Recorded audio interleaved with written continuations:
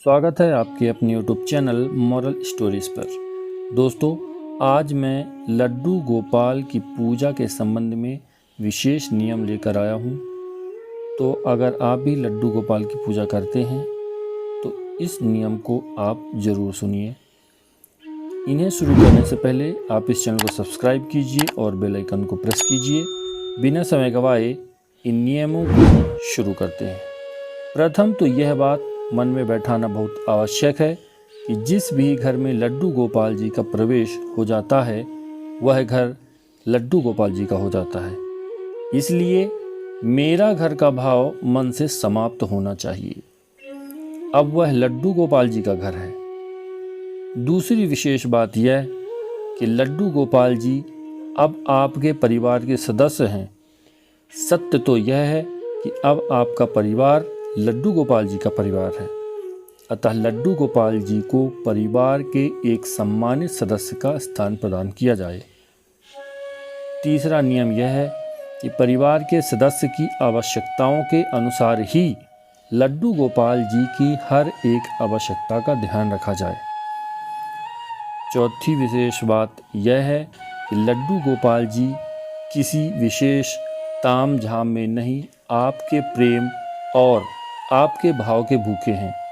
अतः उनको जितना प्रेम, जितना भाव अर्पित किया जाता है वह उतने आपके अपने होते हैं।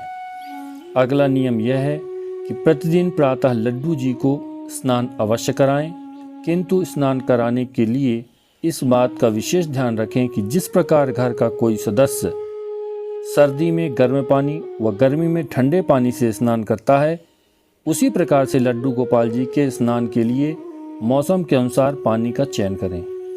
स्नान के बाद प्रतिदिन धुले वस्त्र पहनाएं।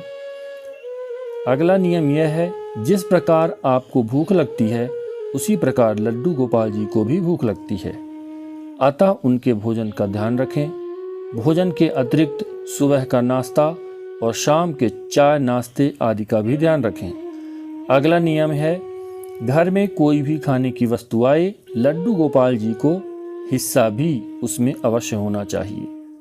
अगला नियम है कि प्रत्येक मौसम के अनुसार लड्डू गोपाल जी के लिए सर्दी गर्मी से बचाव का प्रबंध करना चाहिए। मौसम के अनुसार ही वस्त्र पहनाने चाहिए। अगला नियम है कि लड्डू गोपाल जी को खिलौने बहुत प्रिय हैं। उनके लिए खिलौने अवश्य लेकर आएं और उनके साथ खेलें भी।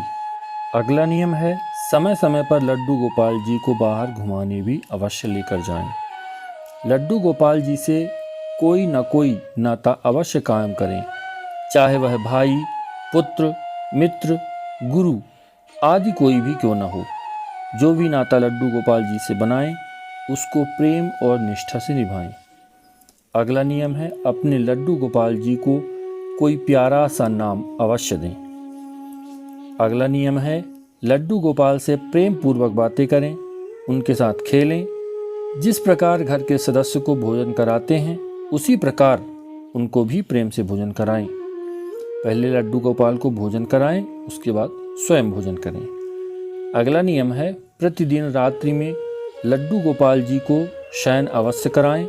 जिस प्रकार एक छोटे बालक को प्रेम से सुलाते हैं उसी प्रकार से उनको भी सुलाएं, थपथपाएं, लोरी सुनाएं। अगला नियम है, प्रतिदिन प्रातः प्रेम पूर्वक पुकार कर उनको जगाएं। किसी भी घर में प्रवेश के साथ ही लड्डू गोपाल जी में प्राण प्रतिष्ठा हो जाती है।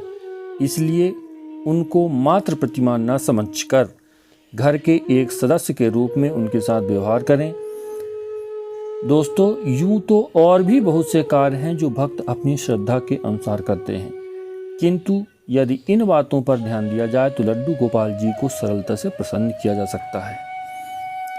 तो अगर आप भी लड्डू गोपाल जी की पूजा करते हैं, हिंदू धर्म से संबंधित हैं, तो इस वीडियो को अपने दोस्तों के साथ, परिवारजनों के साथ शेयर कीजिए। और ऐसी ही अच्छी जानकारियों के लिए और बहुत ही खूबसूरत कहानियों के लिए इस चैनल को सब्सक्राइब कीजिए और बेल आइकन को प्रेस कीजिए। ऐसी ही खूबसूरत जानकारियाँ और कहानियाँ इस चैनल पर आती रहती हैं। धन्यवाद।